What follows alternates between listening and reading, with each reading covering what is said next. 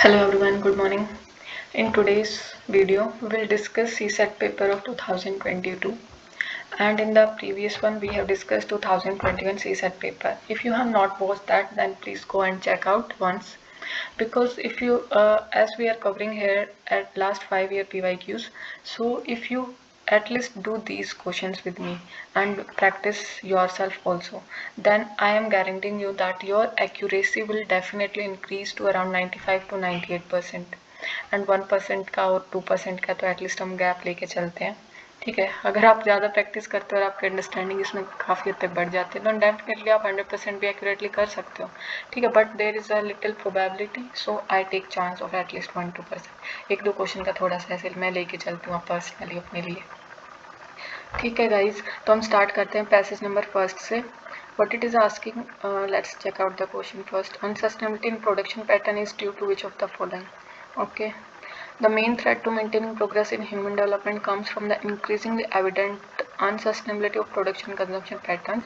Current production models rely heavily on fossil fuels.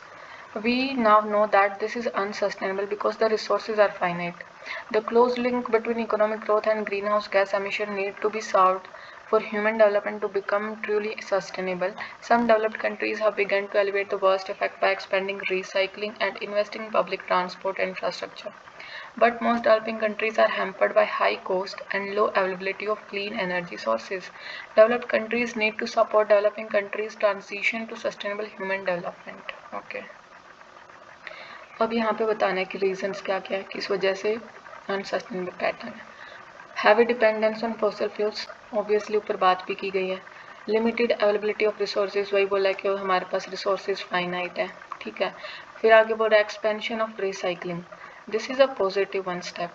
अगर हम recycling को बढ़ाते हैं तो अनसस्टेनेबल नहीं बल्कि सस्टेनेबल पैटर्न में आएगा, तो ये वाले ऑप्शन कट जाएगा। दैट मीन्स सी गया हमारे पास से, डी भी गया। ठीक है, और ऑप्शन 1 और 2 correct, that means A is the right one. Easy question था, यहाँ पे डायरेक्ट था। ठीक है, next one is saying consider the following statements. Developed countries can support developing countries transition to sustainable human development by what? ठीक है, तो यहाँ पे कुछ गिवन है हमारे को ऑप्शन, उसके बेसिस पे बताना है। Making clean energy sources available at low cost. Okay, यही तो बोला था यहाँ पे कि प्रॉब्लम क्या है उनके पास कि हाई कॉस्ट है और अवेलेबिलिटी कम है क्लीन एनर्जी सोर्सेज, तो अगर वही अवेलेबल करा देते हैं low cost then it can help. ठीक है, तो ऑप्शन 1 करेक्ट है हमारे पास, तो सी कट जाएगा उस बेसिस पे क्योंकि इसमें ए नहीं है। Next is providing loans for improving their public transport at nominal interest rate. यहाँ पे देखो उनके पास प्रॉब्लम क्या थी, क्योंकि कॉस्ट ज़्यादा है। ठीक है, और इन्वेस्टमेंट वगैरह चाहिए, अवेलेबिलिटी कम है रिसोर्सेज की, तो वो ऑप्शन ए में बोल दिया। फिर यहाँ पे बोल रहे लोन्स प्रोवाइड कर देंगे अगर पब्लिक ट्रांसपोर्ट, क्योंकि वो अपने लिए भी वहाँ पे इसी चीज़ में इन्वेस्ट कर रहे हैं, तो उनको भी अगर प्रोवाइड करते हैं इस चीज़ के लिए लोन तो वो बेटर रहेगा उनके लिए, तो इसमें भी हेल्प की जा सकती है इससे उनकी। ठीक है, तो ऑप्शन बी भी करेक्ट इस बेसिस पे होगा। Next is encouraging them to change their production pattern. अब दैट मीन्स अगर आप थर्ड ऑप्शन को देखोगे, इसका मतलब क्या है कि जो डेवलपिंग कंट्रीज का जो पैटर्न है प्रोडक्शन का और कंजम्पशन का वो गलत है एक तरह से। But on the other hand जो डेवलप्ड कंट्रीज हैं उनकी वजह से ही तो ज़्यादा मतलब कि फॉसिल फ्यूल्स को ज़्यादा यूज़ करना, ठीक है, फॉरेस्ट की कटिंग, मतलब कि जो भी अनसस्टेनेबल प्रैक्टिसेस हैं उन्होंने ज़्यादा किए डेवलपिंग कंट्रीज़ के मुकाबले। ठीक है, और कर भी रहे हैं, तो ये वाला तो ऑप्शन फर्स्ट ऑफ ऑल इस बेसिस पे भी इनकरेक्ट होगा। एंड सेकेंडली इसमें पैसेज में इस चीज़ के ऊपर कोई बात नहीं की है कि जो डेवलपिंग कंट्रीज़ हैं उनका पैटर्न गलत है या फिर वो गलत तरीके से यूज़ करें, तो third option will be incorrect. So that means option B is the right one here. Let's move to the next passage. What it is saying, unless the forces and tendencies which are responsible for destroying countries' environment are checked in the near future and deforestation of denuded areas is taken up on a massive scale, the harshness of the climatic conditions and soil erosion by wind and water will increase to such an extent that agriculture, which is the mainstay of our people, will gradually become impossible. The desert countries of the world and our own desert area in Rajasthan are a grim reminder of the consequences of large-scale deforestation. Pockets of desert-like landscape are now appearing in the other parts of the country, including Satluj Ganga plains and Deccan Plateau, where only a few decades back there used to be lush green forest with perennial streams and springs. There is only brown earth now, bare of vegetation without any water in the streams and springs except in the rainy season. Okay, now let's look at the question. According to the passage given over, deforestation and denudation will ultimately lead to क्या क्या उससे होगा। Consequences बताने। Depletion of soil resources बात की गई है, soil erosion होगा। Shortage of land for the common man, lack of water for cultivation, ये तो बोल रहा है यहाँ पे वाटर की स्ट्रीम्स वगैरह सब सूख गई हैं, ठीक है, विदाउट वाटर, तो ये वाली करेक्ट है। अब मैंने सेकंड ऑप्शन पे क्यों यहाँ पे ब्रेक लगाया, because it is saying shortage of land, ठीक है। अगर आप इसके बारे में थोड़ा सा सोचोगे, शॉर्टेज ऑफ लैंड कैसे होगी भाई, जब फॉरेस्ट वगैरह कोई कट आउट कर रहे हो तो लैंड की अवेलेबिलिटी तो बढ़ेगी ना मैन के लिए, तो ये ऑप्शन इस वजह से गलत होगा।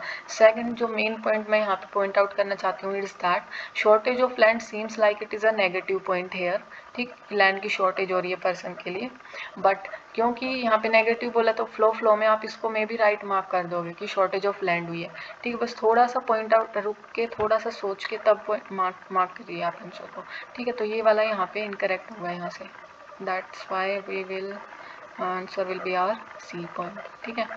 अगला पैसेज है हमारे पास, इसी ये जो मैंने बताया ना अभी, जैसे इस क्वेश्चन में हमने बात की ये शॉर्टेज ऑफ लैंड, इसी ऐसे ही क्वेश्चंस होते हैं जो सी सेट में हमारे मतलब कि जो जैसे कि हमारे 67 होती है हमारे को करने की अराउंड, ठीक है। उसके बाद आप 5, 6 या फिर 10 नंबर तक भी, 10 number that means around 4-5 question, ठीक है। और 4-5 क्वेश्चन अगर ऐसी मिस्टेक्स की वजह से भी आप गलत कर जाते हो मैथ्स में या कहीं पे भी पैसेज वगैरह में भी, अगर आप डेफिनेटली इतने क्वेश्चंस कर रहे हो ना, जैसे कि 67 क्वेश्चंस के अराउंड आप मान लीजिए 27 या 30 क्वेश्चन जितने भी आप कर रहे हो, अगर इतने का आप टारगेट लेके चल रहे हो, तो ऐसे क्वेश्चंस की वजह से एक तो आपका वो गलत बनेगा, ठीक है, आपके पास मार्जिन भी नहीं रहता इसकी वजह से। सेकेंडली कोई क्वेश्चन अगर कट कर देता है यूपीएससी की, उसको काउंट ही नहीं कर रहा, ठीक है, वो चीज़ें ये गड़बड़ होती है। ये एक स्ट्रैटेजी होती है, आपको उस स्ट्रैटेजी के अकॉर्डिंग आप क्वेश्चंस को अटेम्प्ट करते हो ना, अगर अपना पेपर करके आते हो तो श्योरली आप डेफिनेटली वहीं की पेपर करते करते आपको ये कॉन्फिडेंस आ जाता है that it is going to be clear,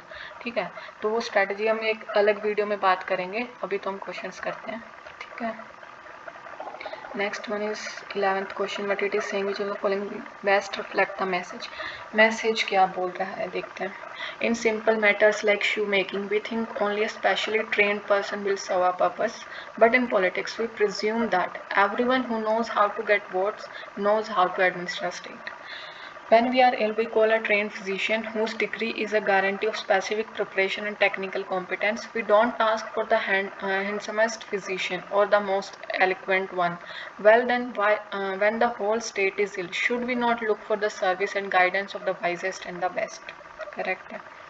देखते हैं अब ऑप्शंस में क्या गिवन है। वी एज्यूम दैट, एक बार सभी ऑप्शंस को पहले हम पढ़ेंगे फिर बात करते हैं, that in a democracy any politician is qualified to administer a state. Assume करते हैं हमेशा।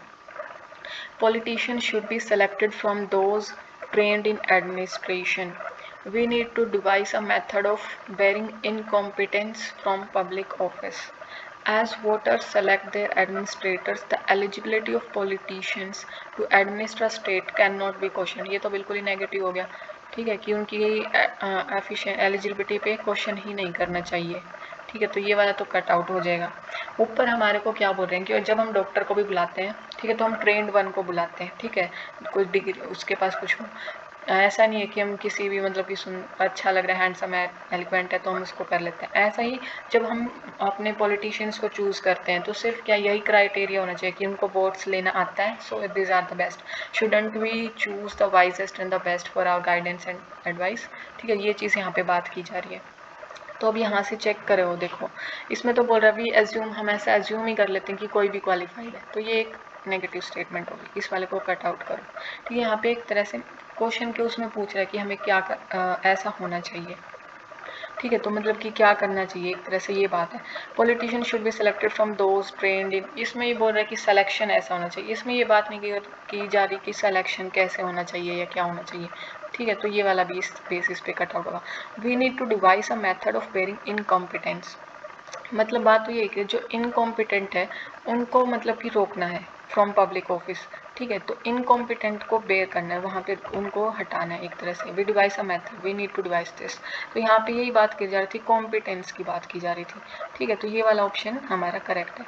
ये ऐसे क्वेश्चंस को थोड़ा सा ध्यान से करने की ज़रूरत होती है, बिकॉज यहाँ पे कहीं ना कहीं सारे ऑप्शंस रिलेटेड लगते हैं। फोर्थ वाला आप इजीली कट आउट कर सकते हो, ठीक है, कि क्वेश्चन ही करने की जरूरत नहीं, डेफिनेटली सिंपली नज़र आ रहा है कि नेगेटिव स्टेटमेंट है। फिर जब बात करते हैं हम इस चीज़ की, तो इसमें हम हमारे ऊपर एक तरह से पीपल जो जनरल पब्लिक है उस उस पर बात की जा रही कि हम एज्यूम कर, डेमोक्रेसी में हम एज्यूम ही कर लेते हैं कि कोई भी पॉलिटिशियन जो है वो क्वालिफाइड ही होगा एडमिनिस्टर करने के लिए। तो ये एक नेगेटिव स्टेटमेंट, इसको भी फिर आप कट आउट कर सकते हो। फिर बात करते हैं सेकंड और थर्ड की। तो पॉलिटिशियन शुड बी सिलेक्टेड, यहाँ पे अब देखो यहाँ पे ट्रेनिंग की और टेक्निकलिटी की बात की जा रही थी पैसेज में, तो आप थोड़ा सा वर्ड्स को यहाँ पे कनेक्ट करके मे भी फास्ट जल्दी में इसको मार्क करो, बट थोड़ा सा ठहरने की ज़रूरत है जब आप मार्क करो। उससे पहले बी और सी में देखो आप कौन सा ज़्यादा बेटर लग रहा है। यहाँ पे बात की जा रही है इनकॉम्पिटेंस को बाहर करने की, ठीक है, सिर्फ कॉम्पिटेंट पीपल, यही तो बात की जा रही थी कि हम जब डॉक्टर को बुलाते हैं तो वो कॉम्पिटेंट होता है अपने फील्ड में। So should be also followed in the politics also, ठीक है। तो वो चीज़ यहाँ पे बात की जा रही थी, ना कि ये देखो ये एक स्पेसिफिक पॉइंट हो गया कि हमें सेलेक्ट करने के लिए किसी ट्रेन वगैरह की इसकी हेल्प या जो भी बोला है, politician should be selected from those trained in administration, ठीक है। तो सिलेक्शन की बात की जा रही है और यहाँ पे ओवरऑल कॉम्पिटेंस और उस चीज़ की बात, सिलेक्शन के ऊपर यहाँ पे मेन पॉइंट कर दिया, ठीक है, ट्रेनिंग और सिलेक्शन। और सी वाला एक ब्रॉड ऑप्शन है as compare to B1, so right option is C, ठीक है। तो इस चीज़ को आपको ध्यान रखना है थोड़ा सा। मोस्ट ऑफ द केसेस में आपके क्वेश्चन ऐसे होंगे जैसे हमने लास्ट वीडियो में कवर किया था, दोज थिंग्स विच आर हमारे को जो गिवन है पैसेज में उसके बेसिस पे कुछ क्वेश्चन हमारे most of the question solve होते हैं। सेकंड थिंग इज जब जो ऑप्शन हमारा ब्रॉडर वन होता है ना एज कम्पेयर टू अदर्स, उसको सेलेक्ट करना होता है हमारे को, ठीक है। एंड जो स्पेसिफिक वन होता है, जैसा कि हमने लास्ट में एग्जाम्पल भी दिया था, सबसे पहले इन्हीं चीज़ों के बारे में बात की थी, उसमें हमने जो स्पेसिफिक होते हैं उसको आपको कट आउट करना होता है, ठीक है। Okay, which why next question बोल रहा है why is the methodology adopted in India to count the poor is debatable, ठीक है, देखते हैं। The poverty line is quite unsatisfactory when it comes to grasping the extent of poverty in India. It is not only because of its extremely narrow definition of who is poor and the debatable methodology used to count the poor, but also because of a more fundamental assumption underlying it. It exclusively relies on the notion of poverty as insufficient income और insufficient purchasing power, ठीक है। यहाँ पे बता रहे कि क्या चीज़ है जो हम यहाँ पे एक तो एजम्पशन करके चलते हैं सिर्फ और सिर्फ पुअर इन द सेंस की इनकम और purchasing power. One can better categorise it by calling it income poverty, ये सिर्फ एक इनकम पुअर्टी, ठीक है, इस चीज़ के ऊपर बात की जा रही है कि ये सिर्फ इनकम पुअर्टी, इसको कहना ज़्यादा बेटर रहेगा। If poverty is ultimately about deprivations affecting human well-being, then income poverty is only one aspect. उसके लिए poverty सिर्फ एक aspect है. Poverty of a life, in our view, lies not merely in the impoverished state in which the person actually lives, but also in the lack of real opportunity given by social constraint as well as personal circumstances. Social भी और personal circumstance, उसके लिए जो real opportunities उसको मिलते हैं, उसके लिए जो लैक मतलब कि नहीं मिलती, to choose other types of living. Even the relevance of low income, meager possessions and other aspects of what are standardly seen as economic poverty relate ultimately to their role in curtailing capabilities, that is their role in severely restricting the choices people have to lead variable and valued life. Okay, choice की restriction, ठीक है। अब यहाँ पे क्यों वो debatable है वही पूछा गया यहाँ से। There is some confusion regarding what should constitute, ये तो बोल रखी कन्फ्यूजन ही है हमारे को, तो ये ऑप्शन तो करेक्ट यहाँ से नहीं ही बनेगा, इसको आप cut. There are wide diversities in the condition of rural और पुअर, अर्बन की तो बात ही नहीं है कहीं पे भी, ये भी कटेगा। There is no uniform global standard for measuring income, ये तो ग्लोबल स्टैंडर्ड की बात कर रहा है, ये भी कुछ बात नहीं की गई है यहाँ पे। It is based on the proposition of poverty as measure income and buying capacity, ये यही बोल रहा है कि सिर्फ और सिर्फ उसी चीज़ पे बेस्ड है कि इनकम और बाइंग कैपेसिटी पे, तो ये हमारा करेक्ट आंसर हुआ। यही तो बात थी पूरे पैसेज में, इसी के ऊपर बात की गई थी, देखो जो ओवरऑल मैसेज था यही था, इसी चीज़ के ऊपर डिबेटेबल, और यही हमारा तो डायरेक्ट था, ये क्वेश्चन ईजी था, ठीक है। नेक्स्ट पर चलते हैं हम। ओके, ये उसी के बेसिस पे। Why is income poverty only one measure of counting the poor, ठीक है, इनकम पुअर्टी सिर्फ एक मेजर क्यों है। It talks of only one kind of deprivation ignoring all others, एक बार सभी पढ़ते हैं, ऑल को देख के कट मत करना। इसमें देखो यही बात कर रहा है कि एक पे ध्यान है, बाकी एस्पेक्ट जो होते हैं जो हमने ऊपर डिस्कस किया उसमें पैसेज में यही चीज़ थी, ठीक है, फिर भी एक बार रखते हैं। Other deprivation in a human life having nothing to do with lack of purchasing power. दूसरी जो वो है डेप्रिवेशन ह्यूमन लाइफ में, उनका कुछ लेना देना ही नहीं है परचेजिंग पावर से, तो ये एक नेगेटिव स्टेटमेंट हुई, कट करो। Income poverty is not a permanent condition, it changes, ये इसकी भी बात नहीं की गई, ये चीज़ें अदर। इसमें ये एक मेज़र क्यों, क्योंकि अदर जो हैं वो जो मेज़र्स हैं वो इसमें इंक्लूडेड नहीं है, ठीक है, वो इग्नोर किए जाते हैं इसमें, यही है इसका reason. Income poverty restrict human choices only at a point of time, सिर्फ एक पॉइंट, ये फालतू पॉइंट है, BCD में कुछ ऐसा नहीं है, ठीक है। मेन थिंग जो इसमें हम बताना चाहते हैं वो ये है कि इसमें जैसे कि ओनली दिखा आपको, ऑल वर्ड दिखा, इस बेसिस पे कट मत करना। इसका मीनिंग सेंस जो हम GS में भी हमने बात की गई है ना, इतनी बार बात की है, वो इसी चीज़ के बारे में की है, ठीक है। तो ये चीज़ ध्यान रखनी, ये बात सेंस क्या है इसकी, क्या बोल रहा है कि ये सिर्फ एक बार एक ही चीज़ के बारे में बात कर रहा है, बाकी सबको इग्नोर, बात तो यही है, पूरे पैसेज में यही बात की है।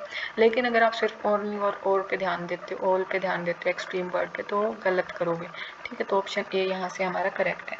यही तो पूरे पैसेज में इसी चीज़ की तो बात की जा रही थी हमारी, ठीक है। नेक्स्ट देखते हैं, ओके इसी पे ही है। What does the author mean by poverty of a life? All deprivations in a human life which stem not only from lack of income but lack of real opportunities, ठीक है। आगे देखते हैं, impoverished state of poor people in poverty of life, life की poverty से mean क्या उसका, state of poor, rural और अर्बन की तो कोई बात नहीं थी, इसको कट आउट करो। मिस्ड अपॉर्चुनिटीज़, ये करेक्ट लग रहा है कुछ हद तक, missed opportunities in diverse personal circumstances. Poverty of life में यही तो बोला था उसने कि अपॉर्चुनिटीज़ की कमी है उस पर्सन के पास, एज और ऊपर सिर्फ बात की जा रही थी इनकम पुअर्टी की, ठीक है, इनकम के बेस पे, तो ये वाला अच्छा ऑप्शन पॉइंट है। Material as well as non material deprivation human life which restrict human choices permanently. देखो यहाँ पे ये ऐसे ही इंक्लूड की जा रही है पॉइंट, जैसे मटेरियल और नॉन मटेरियल डेप्रिवेशन इस तरह से क्लासीफाई नहीं किया गया, ठीक है, जो ह्यूमन चॉइस को रिस्ट्रिक्ट करता है और परमानेंटली डाल दिया, तो ये गलत बना रहा है स्टेटमेंट की फॉर्म को, एक तरह से उसकी लैंग्वेज को ही, ठीक है। पहला था all deprivation human life which stem not only from lack of income but lack of, poverty of life से इसका मीनिंग है कि all deprivation human life which stem not only from lack of income but lack of real opportunities. यहाँ पे दोनों को include कर दिया इसमें कि जितनी भी डेप्रिवेशन है उसमें सिर्फ और सिर्फ ये नहीं है, लैक ऑफ इनकम नहीं, बल्कि रियल अपॉर्चुनिटीज़ की भी जो लैक है वो चीज़ है, ठीक है। तो इसमें सभी को इंक्लूड किया है, और इसमें बोल रहा है कि missed opportunities in diverse personal circumstances, अलग अलग पर्सनस का, ये एक लिमिटेड पॉइंट है, and it is a broad option as compared to C, है ना। तो इसमें सिर्फ बात करेगी पर्सनल सर्कमस्टांसिस में जो मिस की अपॉर्चुनिटीज़, और इसमें बात कर रहा है कि दोनों को, पुअर्टी ऑफ लाइफ में दोनों चीज़ इंक्लूड की गई, income as well as real opportunities, ये लैक ऑफ रियल अपॉर्चुनिटीज़। इसमें तो है लैक, मतलब कि मिली ही नहीं, और इसमें इसमें बात कर रहे हैं लैक ऑफ रियल अपॉर्चुनिटी, और इसमें missed opportunities, there is a difference in both this things also, ठीक है। So option A is the right one, okay. I hope आपको ये चीज़ डिफरेंस यहाँ से समझ आ रहा होगा, ठीक है। इन्हीं चीज़ का आपको वहाँ पे भी ध्यान रखना है जब, हाँ, और मैं डायरेक्टली ये नहीं बता रही कि ये सिर ये कट हो गया, हमें उन दोनों ऑप्शंस को रख के, जो आपको वहाँ पे दो ऑप्शंस में डाउट होता है, ठीक है, उनको रख के उन दोनों का डिफरेंस यहाँ पे हम क्लियर कर रहे हैं, ठीक है, और यही चीज़ें आपको वहाँ पे भी हेल्प करेंगी। नेक्स्ट क्वेश्चन देखते हैं हम कौन सा है, okay. About passage following assumptions पूछिए यहाँ से हमें। In some places in the world, the productivity of staples such as rice and wheat has reached a plateau. Neither new strains nor fancy agrochemicals are raising the yields, nor is there much unfarmed land left that is suitable to be bought under the plow. If global temperature continues to rise, some places will become unsuitable for farming. Application of technology can help overcome these problems. Agriculture technology is changing fast. Much of this change is brought about by affluent farmers in the West Americas. Techniques developed in the West are being adopted in some places to make tropical crops more productive. ठीक है। technologies of little use if it is not adopted. In developing world that applies as much to existing farming techniques as it does the latest advance in genetic modification, extending to the smallholders and subsistence farmers of Africa and Asia. The best of today's agriculture practices in such simple matters as how much fertilizers to apply and when would lead to greatly increased availability of food for humanity. So would things like better roads and shortage facilities to allow for the carriage of surpluses to markets and reduce wastage. ठीक है, अब यहाँ से assumption हम क्या क्या निकालेंगे ये देखते हैं. Development of agriculture technologies is confined to developed countries. यहाँ पे तो एक बात यही कर दी कि एग्रीकल्चर टेक्नोलॉजी की जो डेवलपमेंट है वो कन्फाइंड है, मतलब कि सिर्फ और सिर्फ डेवलप्ड कंट्रीज पे. तो ये उस चीज़ को एक तरह से वो बना दिया कि वहाँ पे तो है ही नहीं. तो ये वैसे भी नेगेटिव मतलब कि रॉन्ग स्टेटमेंट है in practicality real life also and also according to the passage we can't assume this thing. ठीक है, कि वहाँ पे है ही नहीं. So this statement is incorrect. Next one is saying agriculture technology is not adopt. अब ये भी वही बात होगी कि अडोप्ट ही नहीं कर रही डेवलपिंग कंट्रीज, अडोप्ट नहीं, ये भी गलत स्टेटमेंट है. तो ये बहुत बस तो ही थी, तो ये वाला ऑप्शन डी करेक्ट है. दो इस क्वेश्चन में तो आप इजीली मार्क कर सकते हो. यहाँ पे इसमें इतना आप डर डर के हर क्वेश्चन को डर डर के भी सॉल्व नहीं करना है. यहाँ पे डायरेक्टली पता चल रहा है स्टेटमेंट्स को पढ़ के कि दोनों ही गलत है. ठीक है. Based on the above passage following assumptions, यहाँ भी assumption पूछिए. Poor countries need to bring about change in their existing farming techniques. Poor countries को चेंज करने की ज़रूरत है. यहाँ पे देखो ये चीज़ बोली थी ना कि एक सेकेंड,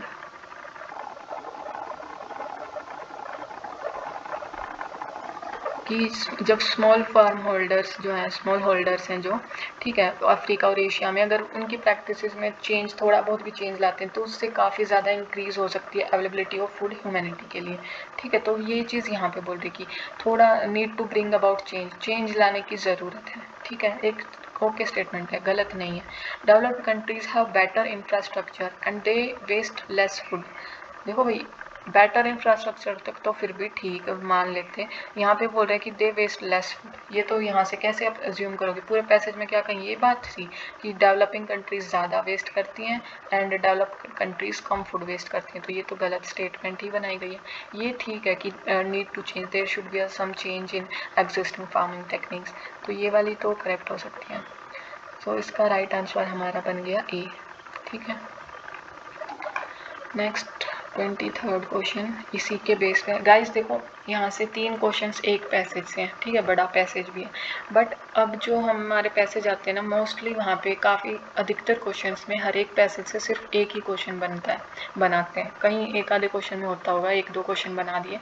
तो इससे क्या होता है, आपको थोड़ी सी अपनी स्पीड को इंक्रीज़ करने की ज़रूरत है, क्योंकि ये पैटर्न चेंज है. अगर आपने मतलब कि थोड़ा सा ध्यान नहीं दिया, आपको लगेगा कि पहले वाले आपने करके देखे वो जल्दी हो रहे हैं.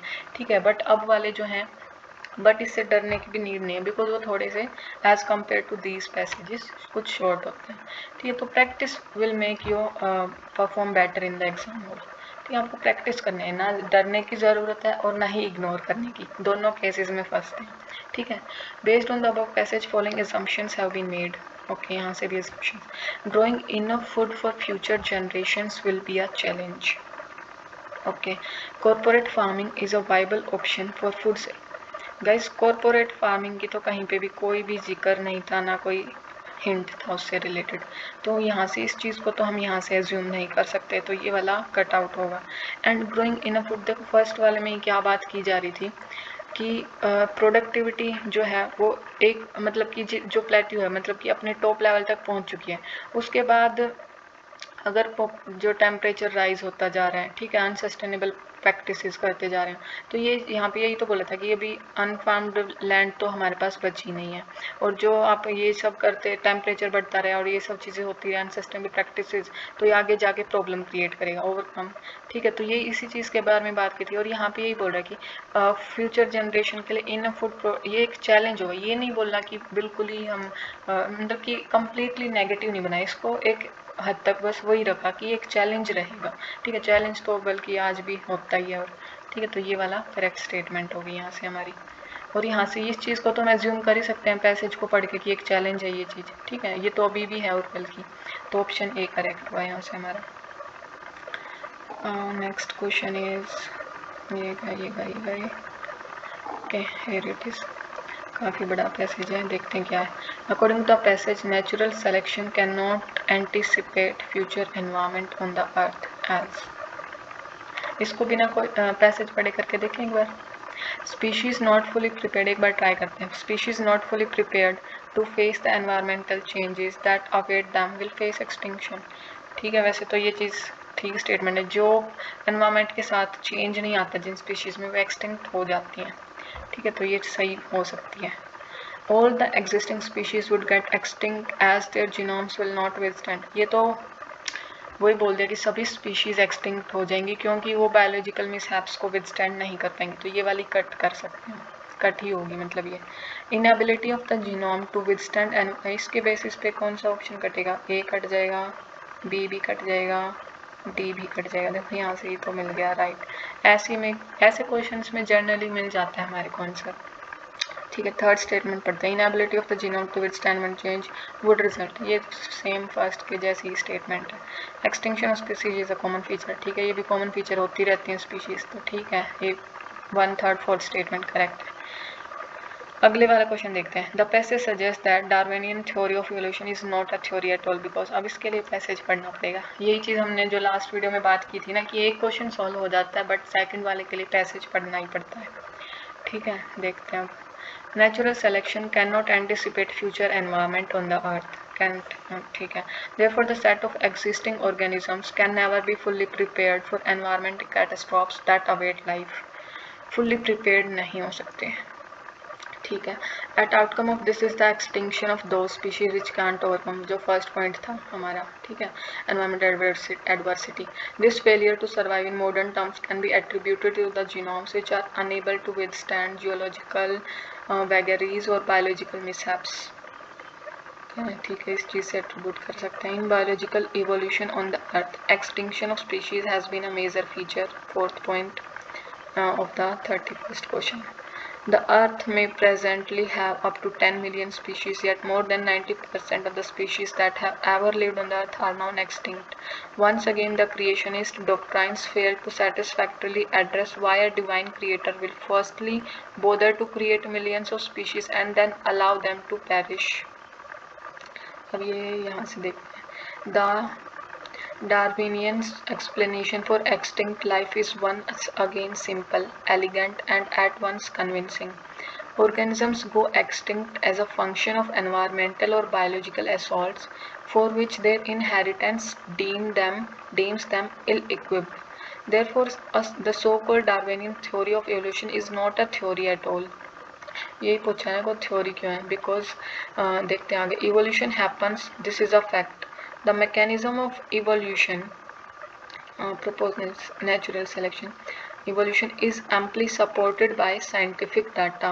Indeed, to data, no single zoological, botanical, geological, paleontological, genetic or physical evidence has refuted either of the central two main Darwin ideas.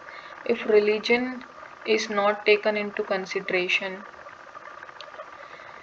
Darwinian laws are acceptable just like the laws proposed by Copernicus, Galileo, Newton and Einstein, sets of natural laws that explain natural phenomena in the universe. Options पढ़ते हैं एक बार, फिर पता लगेगा directly. तो it does not satisfy the creationist doctrine. ये एक बिल्कुल मतलब कि ऐसी जो लाइन बता देते हैं ना, ऐसी जो रीज़न मिलता है ना वो ऐसा नहीं मिलेगा कि आपको बिल्कुल किसी चीज़ की थ्योरी को नकार देते हैं हम जो। ठीक है, तो यहाँ से इस वाले ऑप्शन को आप कट कर सकते हो।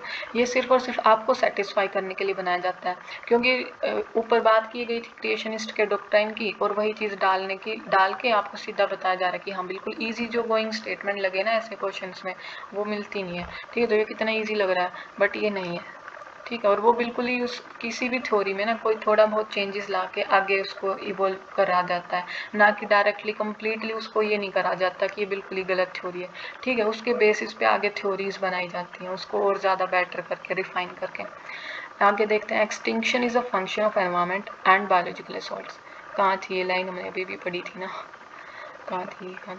एक सेकेंड, देखो ये चीज़, यही चीज़ की बनती, जिसके बाद में ये बोला था therefore so called theory is not a theory at all. कहाँ गया? ये organisms go extinct as a function, wait, as a function of, हट जा भैया, as a function of environmental or biological assaults for which their inheritance deems them ill-equipped. और यही बोला है, extinction is a function of environmental and biological assaults. आगे वाले options भी देख लेते हैं एक बार क्या बात कर रहे हैं. There is no evidence to refute it. कोई एविडेंस ही नहीं उसको रिफ्यूट करने का. और ये भी मतलब कि एक उसके लिए नेगेटिव स्टेटमेंट बनाई जा रही है. Existence of organisms is attributed to a creator. तो इन सब में कुछ ऐसा डिफाइन करा नहीं गया ए सी डी स्टेटमेंट में. बी स्टेटमेंट इससे रिलेटेड भी है और जो पैसेज में हमारे को गिवन भी था, ठीक है, उससे रिलेटेड भी है, जो क्वेश्चन पूछा है यही रिलेशन उसका दिया था. So option B is the right one. Let's move to the next one.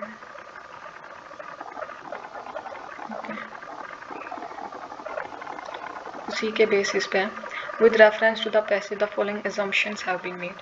Only species that have the ability to overcome environmental catastrophes will survive and perpetuate. अब भाई ये एक तरह से सिर्फ वही स्पीशीज सर्वाइव करेंगी जो जिनके पास ये एबिलिटी होगी. तो ये एक तरह से है तो नेगेटिव स्टेटमेंट भैया. अभी इस पे मोस्ट प्रोबेबली गलती मिलेगी. इस पे देखते हैं, आगे बढ़ते हैं. More than 90% of the species on the earth are in danger of getting due to drastic. ये भाई ऐसा थोड़ी एज्यूम करेंगे. जो पैसेज हमने पढ़ा उसके बेस पे ये तो एजम्पशन नहीं है कि 90% डेंजर में है. वैसे पता है ये डाटा क्यों डाला, क्योंकि ऊपर भी 90% की एक फैक्ट गिवन था और 90% यहाँ. तो जिन्होंने सिर्फ और सिर्फ रीड आउट कर लिया ना और वो माइंड में गई नहीं वो नॉलेज क्या बताने की कोशिश थी, वो डायरेक्टली मे बी इसे देख के करेक्ट मार्क कर सकते हैं यहाँ पे. क्योंकि वहाँ पे हमारे पास टाइम कम होता है तो हम जो गेन करने की ज़रूरत है ना पैसेज से, उसकी बजाय हम सिर्फ और सिर्फ फास्ट रीडिंग पे हमारा ध्यान रहता है और वही चीज़ मिस्टेक्स कराती है हमसे. तो थोड़ा सा इस चीज़ का आपको ध्यान रखना है, ठीक है. जैसे बी को आप कट आउट करोगे, बी कट गया और डी कट गया, तो दोनों में से देखो ये वाली स्टेटमेंट गलत ही मिल जाएगी. अब देखना, Darwin sorry explain all the natural phenomena. ये तो गलत हो गया भैया. ऑल ये तो बोल दिया कि ऑल नेचुरल फिनोमिना को एक्सप्लेन करे, तो ये तो गलत बनेगी. तो ये वाला भी कट गया, वन करेक्ट है. देखा, अगर हम डायरेक्टली फर्स्ट को यहाँ पे मैं मार्क कर देती तो ये वाला मेरा गलत होता. तो थोड़ा सा मेरे को अभी लग रहा था कि ये वाली स्टेटमेंट गलत मिलेगी, बट नहीं, यही करेक्ट मिली. Only species that have the ability to come. ठीक है, ये बेटर स्टेटमेंट थी यार, राइट, ठीक है. ये मैं ओनली की वजह से सोच रही थी, अदरवाइज तो पैसेज में यही बात की गई थी, जो इस चीज़ को कॉप अप कर लेंगी वो स्पीशीज़ बच जाती हैं, ठीक है, अदरवाइज वो एक्सटिंक्ट हो जाती हैं. बट ओनली की वजह से थोड़ा डाउट आ रहा था, बट क्योंकि बाकी स्टेटमेंट्स कट हो गई तो सिर्फ यही बचा. और वैसे इसका मीनिंग तो एक तरह से वही निकल रहा है, ठीक है. तो ये ऑप्शन करेक्ट है. तो इस तरह से आपको वहाँ पे देखो, अगर सिर्फ ओनली की वजह से इसको लेके मैं बैठी रहूँ सोचती रहूँ कि ओनली डाला हुआ है, क्या पता ये भी गलत हो, और फिर मैं बाकी ऑप्शंस को फिर से रीड आउट करूँ और फिर से उनको सोचने लग जाऊँ क्या पता ये ठीक हो. ये चेकआउट करना है फिर आपको कौन सी स्टेटमेंट ज़्यादा नेगेटिव है, ज़्यादा गलत है, ठीक है. इन चीज़ पे फोकस रखना है आपको. नेक्स्ट, ओके, नेक्स्ट पैसेज आ गया. यहाँ पे क्रक्स पूछ रहा है, इसमें पैसेज रीड आउट कर लेते हैं एक बार. With steady economic growth, higher literacy and increasing skill levels, the number of Indian middle class families has gone up. ठीक है, exponentially. Direct result of the affluence have been changes in dietary patterns and energy consumption level. Middle class families बढ़ी, उसकी वजह से ये change आए. People have move to a higher protein based diet like milk products, fish, meat, and all of which need significantly more water to produce than cereal-based diets.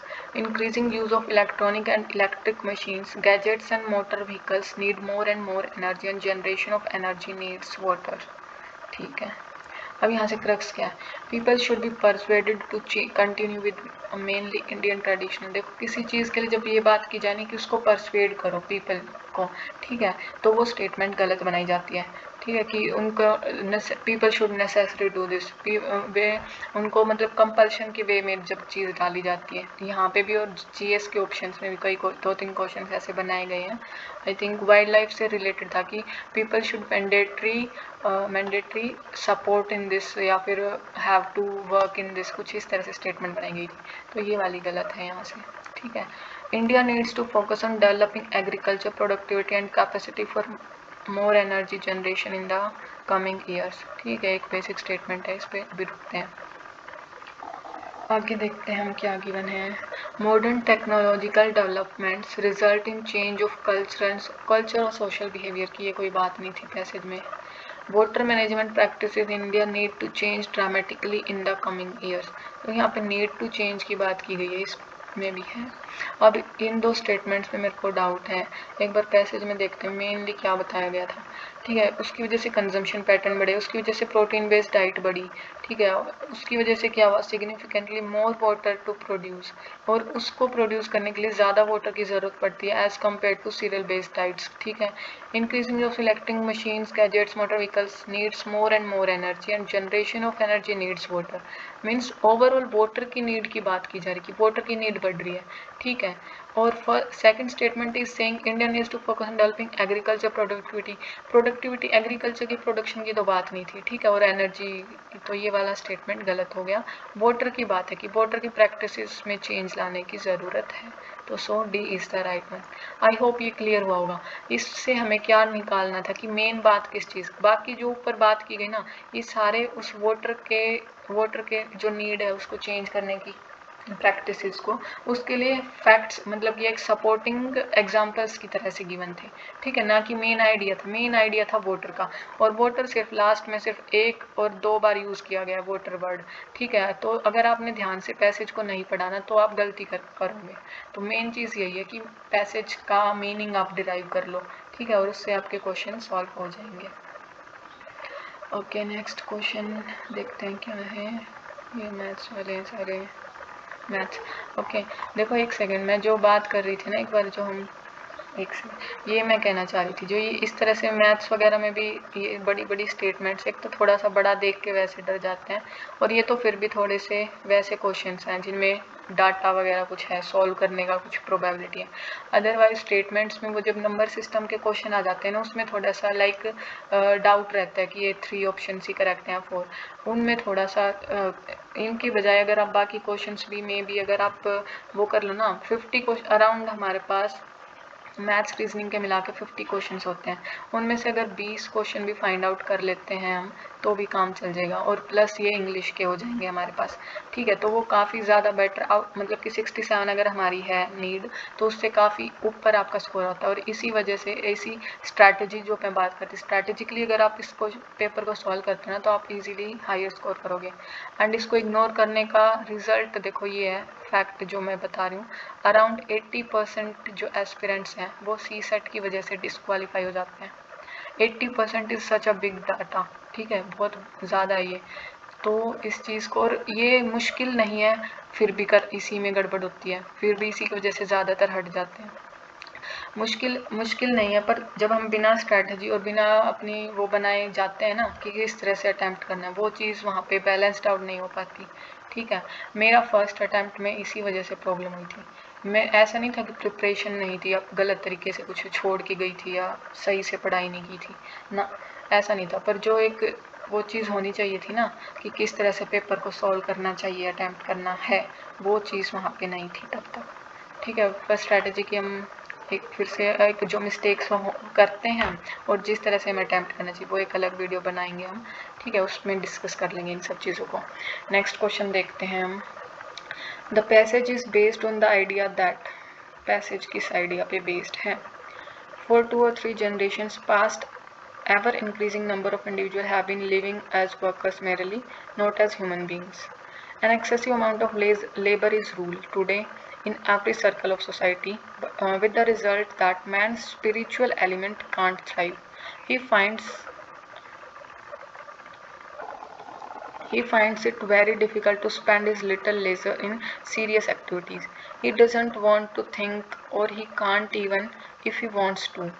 He seeks not self-improvement but entertainment, which would enable him to be mentally idle and to forget his usual activities. Therefore, the so-called culture of our age is dependent more on cinema than on theatre, more on newspaper, magazines and crime stories than on serious literature. ठीक है, कहाँ पे हम ज़्यादा time लगा रहे हैं? Okay, अब देखते हैं. Man should not work hard, गलत स्टेटमेंट, वैसे भी कट आउट कर दोगे बिना पैसेज पढ़े. The great evil of our age is over strain, रुकते हैं. मैन कांट थिंक, गलत है कि थिंक ही नहीं कर सकता अच्छे से. Man can't care for spiritual, कर ही नहीं सकता. मतलब जब मैन के लिए जब ये चीज़ बोल लेना कि ये चीज़ वो कर ही नहीं सकता तो उसको तो पहले ही गलत कर सकते हो. सिर्फ बी बची, यही राइट है. Great evil of our age is over strain, जब हम ओवर स्ट्रेन करते हैं यही चीज़ है इसमें. Man doesn't seek self improvement because, किस वजह से? Because he is not intellectually capable ही नहीं है, गलत. He has not time to do so, time नहीं है. टाइम तो टाइम है बट लगाता कहाँ पे है? सिनेमा, मैगजीन्स, मतलब इन चीज़ों पे, क्राइम स्टोरीज, उल्टा एंटरटेनमेंट पे. That means distracted by materialism, distract तो है बट आगे भी पढ़ते हैं. Loves amusement and is mentally idle, ये वाली करेक्ट, कुछ हद तक ज़्यादा बेटर स्टेटमेंट है. देखो यहाँ पे क्या बात की गई थी, मेंटली आइडल होता जा रहा है क्योंकि उसका फोकस ज़्यादातर एंटरटेनमेंट पे है, मतलब कि अम्यूजमेंट पे. ठीक है. He seeks not self improvement, ये इसी में कंटिन्यूसली ये लाइन यहाँ पे गिवन है जो. ठीक है. और that made him enable him to be mentally idle. So D is the right one, correct है. Next, which of the following would invariably happen in a country when the democratic dividend has begun to operate? एक बार इसको, इस वाले question को हम शायद बिना पढ़े कर सकते हैं, देखते हैं. जब डेमोग्राफिक डिविडेंड स्टार्ट होता है, ऑपरेट होना स्टार्ट होता है, तो क्या होता है? Invariably happen in country. The number of illiterate people will decrease, गलत है भैया. एक सेकेंड भाई, पढ़ लेते हैं. एक मिनट. शुरू हो जाता है तब किसी देश में निम्नलिखित में से क्या अवश्य घटित होता है? 100%. 100% की बात कर रहा है कि जब डेमोक्रेटिक डिविडेंड होगा तो 100% क्या होगा? इलिटरेट पीपल बढ़ेंगे. ये कैसे कह सकते हो आप? तो ये गलत हो गया. Ratio of very old very young will decrease for a while. For a while, देखो ये कितनी प्यारी स्टेटमेंट बनाई गई है. क्या बोल रहा है कि ये डिक्रीज भी होगी और वो भी ये बोला कि फॉर अ वाइल, कुछ समय के लिए. तो ये कितनी सही स्टेटमेंट बनाई यहाँ पे. Population growth rate will quickly stabilise, बिल्कुल मतलब कि तभी की तभी. तो ये भी गलत होगी. जो प्रैक्टिकलिटी में लाइफ में नहीं हो सकता ना, वो स्टेटमेंट ऐसे क्वेश्चंस में गलत बनाई जाती है. जैसे यहाँ पे मैन को, मतलब कि उसकी जब मैन की कैपेबिलिटीज और एबिलिटी पे लिमिट कर रहे हैं ना, उस पर क्वेश्चन उठाया जा रहा है, वो स्टेटमेंट्स गलत है. ठीक है. तो यहाँ से एक ही बची, दैट इज बी.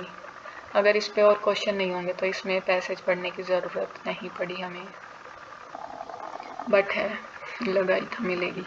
देखते हैं, क्या पता ये भी हो जाए. Okay, with reference to the passages of the following inference can be drawn. Demographic dividend, passage के बेस पे इंफ्लुएंस निकालने, is an essential condition for a country to rapidly increase its economic growth rate. देखो भाई, Japan की जो वो है, क्या बोलते हैं, पॉपुलेशन, उसमें demographic dividend as compare to, देखो क्वेश्चन भी तो आया था ना ओल्ड एज के ऊपर, तो 2023 या 24 में था जीएस का, है ना. उसमें जापान ईरान, जापान से क्वेश्चन सॉल्व हो रहा था, जापान ईरान, ये जो 2-3 गिवन थी वहाँ पे. ठीक है. तो ये वाली कि भाई उस एक असेंशियल कंडीशन बना दी कि तभी वो इकोनॉमिक ग्रोथ रेट उसका इंक्रीज होगा, गलत बनेगी ये. Promotion of higher education is an essential condition for a country for its rapid economic growth. वैसे तो कि हायर एजुकेशन ही ज़रूरी है उसकी इकोनॉमिक ग्रोथ के लिए, क्योंकि बाकी कई सारे ऑप्शंस होते हैं जो लोग अडॉप्ट करते हैं. ठीक है. इकोनॉमिक ग्रोथ के लिए तो जैसे कि आप ये इन्हीं को मान लीजिए, अंबानी और अडानी, जो इतने बड़े बड़े बिजनेसमैन होते हैं, ये हायर एजुकेशन ज़रूरी है क्या? तो रैपिड इकोनॉमिक ग्रोथ के लिए. ये वैसे भी फैक्ट गलत हो रहा है. फिर भी अगर आप चेक करना चाहो तो एक बार इसमें आप पैसेज रीड कर सकते हो. ठीक है. ये गलत हो गया. और देखो अगर आप पैसेज में देखेंगे एक बार हम, इसमें एक पॉइंट बताना ज़रूरी था, इसके लिए हम पैसेज देख रहे हैं। However the benefits of democracy depend on the quality of working age population. ठीक है, किस चीज़ पे डिपेंड करता है ना, वो यही पता है क्वालिटी कैसी है वर्किंग एज पॉपुलेशन की। And this implies bringing back the importance of education. Education की इम्पोर्टेंस की बात की गई है। ठीक है, एक्विजिशन ऑफ स्किल्स की बात की गई है, एंड ह्यूमन कैपिटल। ठीक है, अगर एजुकेशन से इसको रिलेट करके जब हम इसको करते हैं ना, फर्स्ट टाइम जब मैंने क्वेश्चन किया मेरा गलत हुआ था। ठीक है, एजुकेशन वही चीज़, इसीलिए मैंने आपको यहाँ पे बताने के लिए इसको रोका। तो और यहाँ पे वहाँ पे एजुकेशन की इम्पोर्टेंस की बात की गई, और यहाँ पे क्या बात कर रहा है, हायर एजुकेशन। वहाँ पे इसको स्पेसिफिक, जो मैं बोल रही थी ना लास्ट वीडियो में भी जिसकी बात की थी, जब स्पेसिफिक वहाँ पे एजुकेशन की बात की, और यहाँ पे क्या बात कर रहा है, हायर एजुकेशन की, स्पेसिफिकली हायर एजुकेशन की बात की जा रही है। तो ये वाला यहाँ पे गलत बनाया है। Okay, so D is the right one. हाँ पे एक बार इस क्वेश्चन को सोचो, मैं जस्ट 1 मिनट में भी आई। आप इसको आगे भी कर सकते हो जब वीडियो देखो।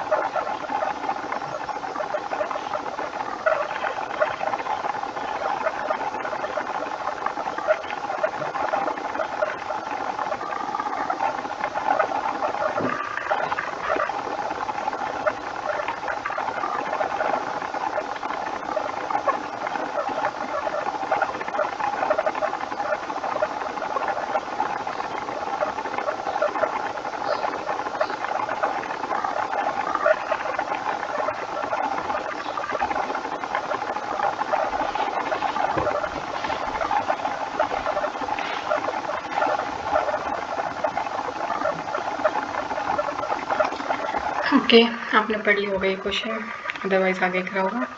आगे पढ़ते हैं हम नेक्स्ट पैसेज पे। नेक्स्ट यस इट इज है। Which of the following statement best reflect the underlying tone of the passage? पढ़ते हैं एक बार। In an economic organization, allowing mankind to benefit by the productivity of machines should lead to a very good life of leisure, and much leisure is apt to be tedious except to those who have intelligent activities and interest. If a leisured population is to be happy, it must be an educated population and must be educated with a view to enjoyment as well as to the direct usefulness of technical knowledge. ठीक है, एक बार देखते हैं क्या option है। Only educated population can best make use of benefit of economic progress. जब ये वाली स्टेटमेंट बना दी, ऐसा ज़रूरी नहीं है, एजुकेटेड होने के बाद भी लोग नहीं कर पाते और जो नहीं है वो कर लेते हैं, तो ये वाली तो गलत बनेगी। वैसे इस क्वेश्चन को शायद हम डायरेक्टली भी कर सकते थे। All economic development should be aimed at creation of leisure. Extreme गलत स्टेटमेंट कि सभी लेजर के लिए होनी चाहिए क्रिएशन, गलत है वैसे ही। An increase in educated population of a country leads to an increase in happiness.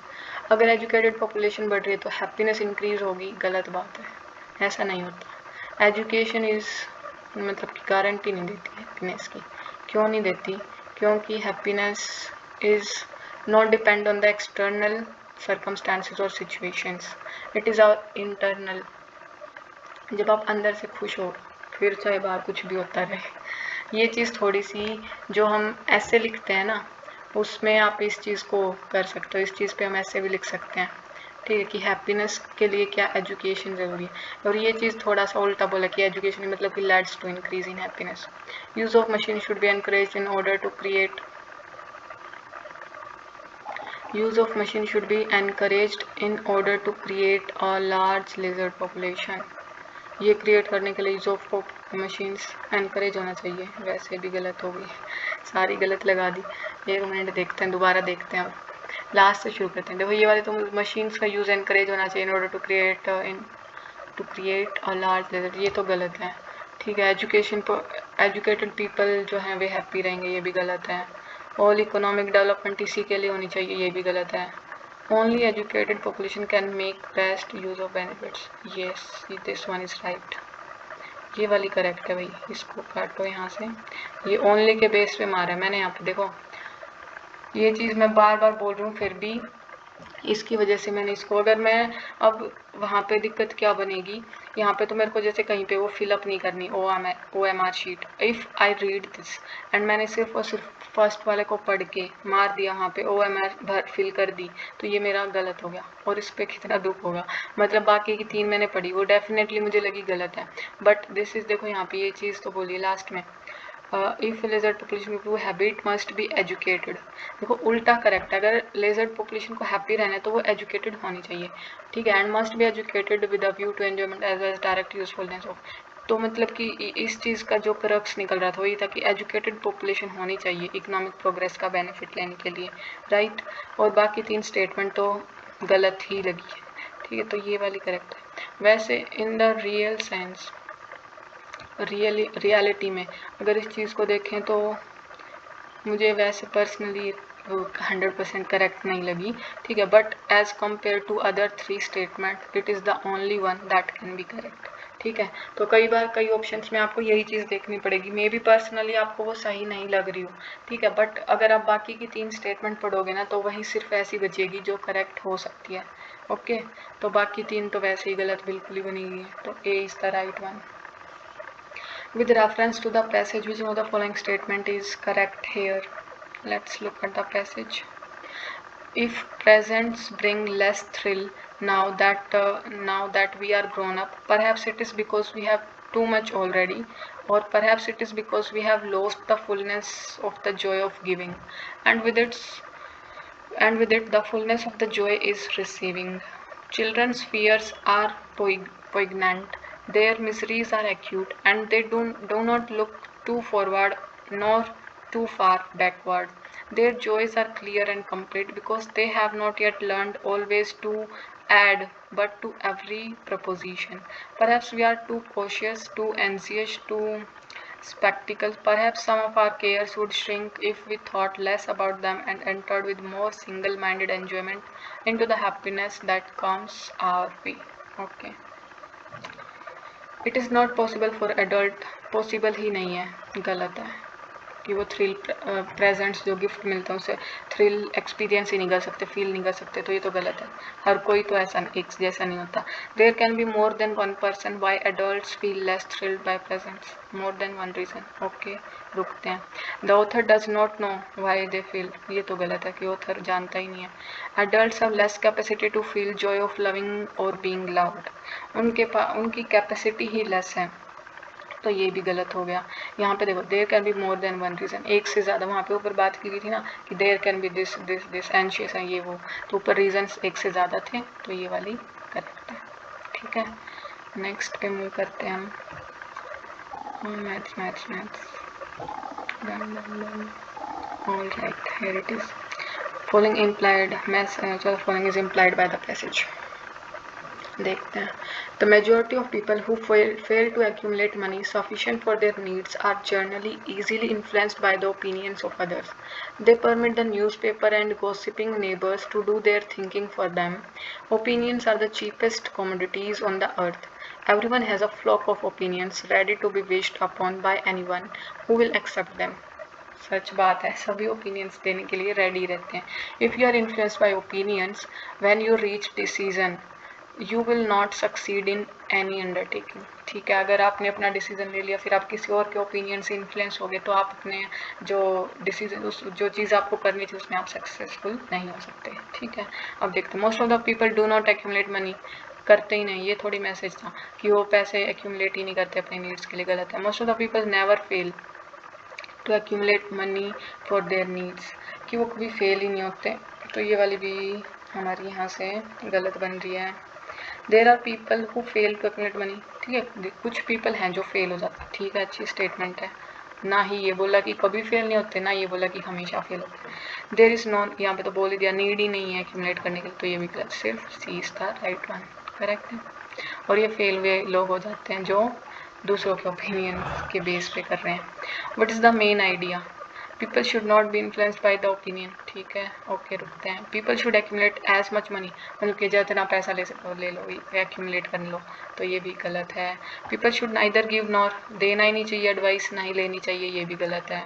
People will succeed in any undertaking if they don't accept any opinion at all, ये भी एक्सट्रीम हो गई कि वो हर किसी में भी हो सकते हैं सक्सेस, अगर कभी एक्सेप्ट ना करें किसी भी ओपिनियन को, कभी नहीं, ये भी गलत है। और ये क्या है, people should not be influenced by opinions of others, influence नहीं होना चाहिए, तो ये ठीक है।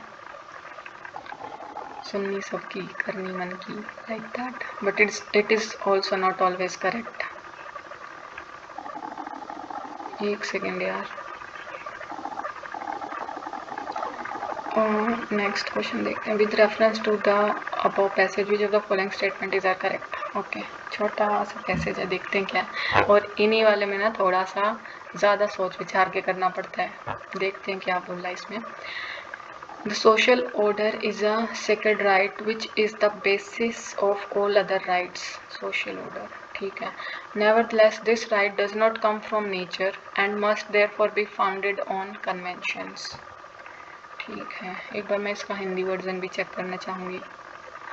सामाजिक व्यवस्था एक पवित्र अधिकार है जो अन्य सभी अधिकारों का आधार है, ठीक है। तथापि यह अधिकार प्रकृति से नहीं आता और इसलिए इसको परिपाटियों पर आधारित होना चाहिए, ठीक है। आप हिंदी पर इसका ऑप्शंस करते हैं। स्टेटमेंट करेक्ट बतानी है। Conventions are the sources of rights of man, एक बार दोनों पढ़ते हैं। Rights of man can be exercised only when there is a social order. अब इसको थोड़ा सा यहाँ पे देखना पड़ेगा। देखो यहाँ पे क्या बोला, सोशल राइट, जो सोशल ऑर्डर है वो बेसिस है बाकी सभी राइट्स का, ठीक है। और ये राइट नेचर से नहीं आता, इसके लिए कन्वेंशंस होने चाहिए, कन्वेंशंस पे बेस्ड है, फाउंडेड ऑन कन्वेंशन। अब कन्वेंशंस आता तो इससे क्या हुआ, सोशल ऑर्डर के ऊपर बेस्ड हैं, मतलब कि बेसिस हैं अदर राइट्स का, और सोशल ऑर्डर्स किसके ऊपर फाउंडेड है, कन्वेंशंस के। So indirectly it is connected to, मतलब कि all other rights, sources of rights of man, ठीक है। तो it can be correct here. Rights of man can be exercised only when there is a social order. अगर only को हटा के देखो, rights of man can be exercise when there is a social order, ठीक है, ये exercise हो सकते हैं। और फिर जब ये बोल रहा है कि can be exercised only when there is a social order, so there is not a मतलब कि big change as per the passage, क्योंकि यहाँ पे यही बोल रहा है कि ये नेचर से नहीं आता, इसके लिए आपको ये चीज़ ज़रूरी है, कन्वेंशंस पे बेस्ड है ये, ठीक है। तो इस चीज़ इसीलिए तो ये बोला कि सोशल ऑर्डर पे बाकी सारी राइट्स बेस्ड हैं। ओनली लगा के यहाँ पे थोड़ा सा आपको कंफ्यूज करने की यहाँ पे कोशिश की जा रही है, तो ये यहाँ पे करेक्ट बनेगी। बट ठीक है, आपको थोड़ा सा ये पैसेज के बेस पे रह के सोचना होगा, क्योंकि इसने साफ साफ यही बोला है कि सोशल ऑर्डर पे बेस है बाकी सारे right, no if and but is there, ठीक है। तो और बाकी फिर वो जो सोशल ऑर्डर है वो कन्वेंशंस पे बेस्ड है, तो बाकी दोनों स्टेटमेंट इसी चीज़ के अराउंड घूम रही हैं। ओके, नेक्स्ट चलते हैं हम। Here it is. The author's assumption about scientific research is that, एक बार डायरेक्टली करके देखें, it is never very valuable, कभी valuable ही नहीं होती, गलत। It is sometimes very valuable, कुछ कई बार काफ़ी valuable होती है, ठीक हो सकती है। It is never without some value, कभी ऐसा नहीं होता कि उसमें कोई वैल्यू ना हो, ये वाली गलत होने के चांसेस है। It is always very valuable, हमेशा ही वैल्यूएबल होगी, ये भी गलत है। इनमें ज़्यादा बेटर मुझे तो बी वाला लग रहा है, यहाँ से पढ़ लेते हैं भैया एक बार क्या बोलने चाह रहे हैं। To encourage research is one of the function of university. Contemporary universities have encourage research not only in those cases where research is necessary but on all sorts of entirely unprofitable subjects as well. Scientific research is probably never completely valueless. देखते हैं यहाँ से, हमेशा कुछ ना कुछ value मतलब उसमें होती ही है, ठीक है। आगे देखते हैं। However silly and insignificant it may seem, however mechanical and unintelligent the labors of the researcher, there is always a chance that the result may be of value to the investigator. There is always a chance that result is of value, ठीक है। Investigator of talent who can use the facts and collected for him by uninspired but industrious researchers are the basis of some fruitful generalization, but where research is not original but consist in the mere rearrangement of existing material, where its object is not scientific but literary or historical, then there is a risk of the whole business becoming merely futile. देखते हैं अब ये वाली तो काट ही दी थी हमने पूरी. It is sometimes very valuable, और ये हम बोले इट इज़ नेवर. तो दोनों में से देखो कौन सी, इसका मीनिंग हिंदी में देखते हैं, मतलब समझ तो आ रहा है बट फिर भी एक बार देखते हैं, कई बार यहाँ से पता लग जाता है हमारे को. ये कभी कभी बहुत मूल्यवान होती है, और यहाँ बोल रहा है ये कभी भी कुछ न कुछ मूल्य के बिना नहीं होता, मतलब कि हर बार उसमें कोई ना कोई वैल्यू होती है. ये बोल रहा है, ये पॉजिटिव स्टेटमेंट है. ये बोल रहा है ये कभी कभी बहुत मूल्यवान होती है, कभी कभी. ठीक है, दोनों में से ज़्यादा पॉजिटिव, मतलब ये पॉजिटिव स्टेटमेंट ये है. सेकेंडली, पैसेज में क्या बात की गई थी, प्रोबेबली नेवर कम्प्लीटली वैल्यूज, मतलब कि हर बार उसमें कुछ ना कुछ वैल्यू मिलेगी. और ये चीज़ किसने बोला है, सी वाली में. हर बार कुछ ना कुछ वैल्यू मिलेगी, कभी भी बिना वैल्यू के नहीं होगी. Both are the same things. ठीक है, तो C is the right one. Next question इसी के बेस पे, according to the author, not many research results can be of value to an, not many result can be value to an intelligent indicator, मतलब कि इसमें तो negative बोल रहा है कि can be many research intelligent investigator के लिए वैल्यू नहीं, तो ये गलत हो गई. अ research result is always valuable, हमेशा ही वैल्यूएबल रहेगी टू एन इंटेलिजेंट इन्वेस्टिगेटर.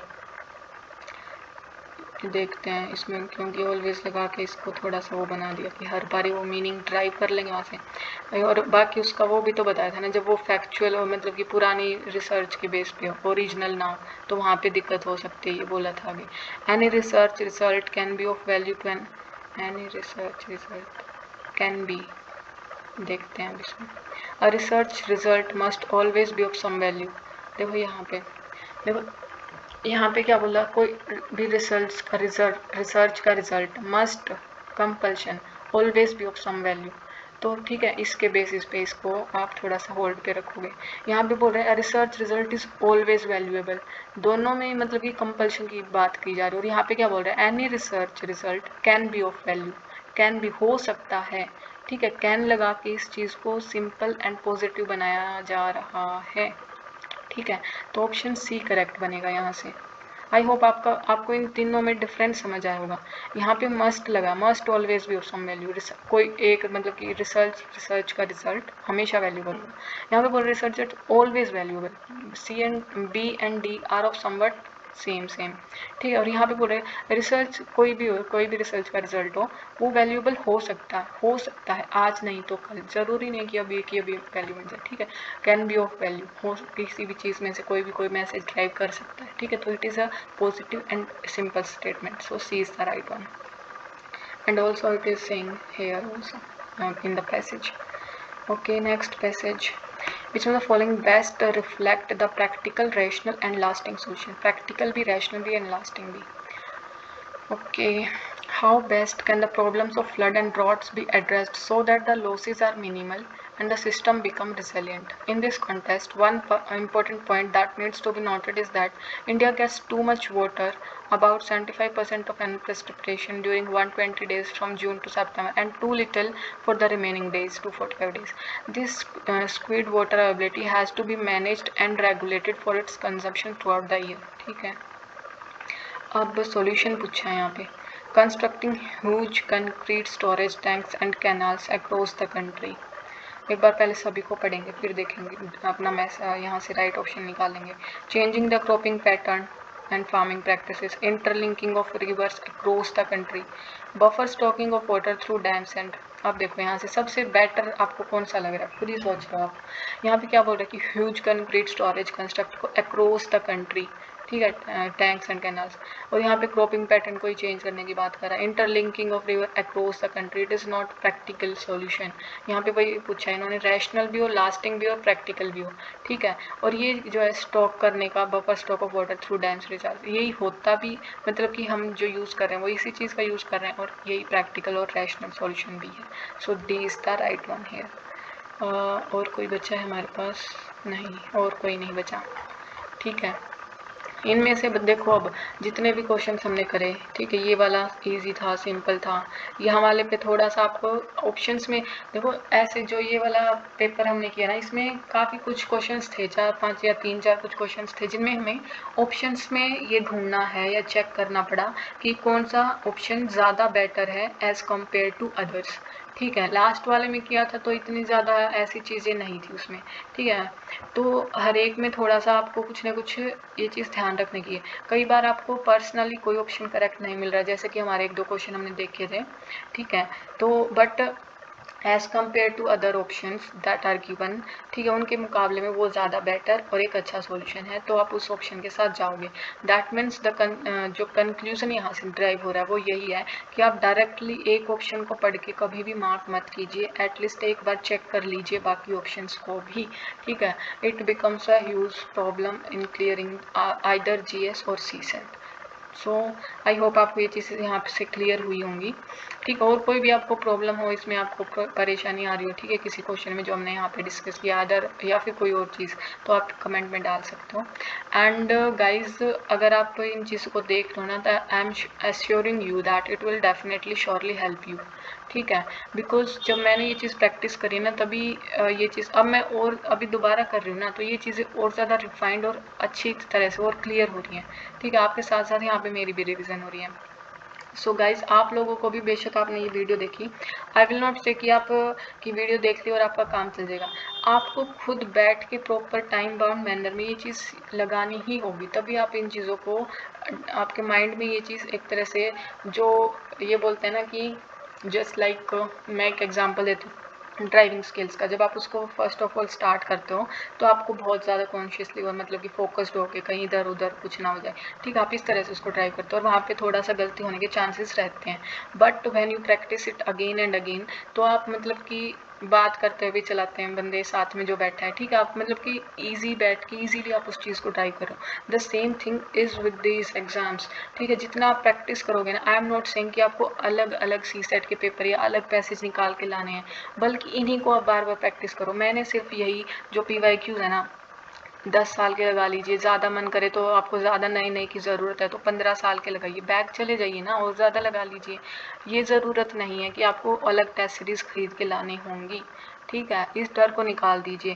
जब मैं इस चीज़ से डर रही थी ना कि सीसेट के लिए तो नहीं डरी थी, GS के लिए, कि मैंने टेस्ट सीरीज़ नहीं लगाई, तो वो डर आपको परफॉर्म नहीं करने देता, वो डर ही माइंड में चलता है। ठीक है, बट अगर आप लगा रहे हो ना इनको अच्छे से, आपने इन चीज़ों को सीख लिया, तो डेफिनेटली कोई भी प्रॉब्लम नहीं होगी। मैं आपको जब हम बनाएंगे ना वो स्ट्रैटेजी की और मिस्टेक्स की वीडियो, उसमें मैं आपको दिखाऊंगी कि मेरे पहले स्कोर कितने थे और इस टाइम कितना था। ठीक है, बट जो ये होता है ना कि पॉइंट पे रह जाते हैं, ठीक है, वो वाला डर आपका ख़त्म करना है। ठीक है, और जो प्रैक्टिस हम यहाँ पे कर रहे हैं ना, उससे अच्छा हमारे ये इंग्लिश कॉम्प्रिहेंशन के कितने क्वेश्चंस आते हैं, अराउंड 27 से 30 के बीच में आते हैं, या तो 27, 28, 29, 30 समथिंग, मैक्सिमम 30 हो सकते हैं एंड मिनिमम 27, इतने ही मिलते हैं। ठीक है, अगर इसमें से भी आप ज़्यादा से ज़्यादा 5, ज़्यादा से ज़्यादा बोल दूँगी, इससे ज़्यादा तो नहीं करना है, और जब आप प्रैक्टिस कर लोगे ना इससे ज़्यादा होंगे भी नहीं। ठीक है, अब तो मैं 1 या 2 का ही मिनिमम लेके चल रही हूँ, और कम से कम तो चाहे गलत ही ना हो कोई भी। ठीक है, और अगर आप इतना करके चलते हो और उसके साथ फिर आप मैथ्स का क्वेश्चन आप देख रहे हो, रीजनिंग उसके साथ इंक्लूडेबल की। ठीक है, कुछ सिर्फ उन क्वेश्चंस को जब आप छाटोगे, 1 घंटा 20 मिनट आपके पास जब बची होंगी, तभी उनमें से हम 20 कम से कम क्वेश्चन नहीं कर सकते क्या? डेफिनेटली कर सकते हैं, सिर्फ आप स्ट्रैटेजिकली उस चीज़ को आपको करना है, तो डेफिनेटली बहुत ईजीली आपका निकलेगा। ठीक है, नेक्स्ट में मिलेंगे हम। जय श्री कृष्ण, राधे राधे।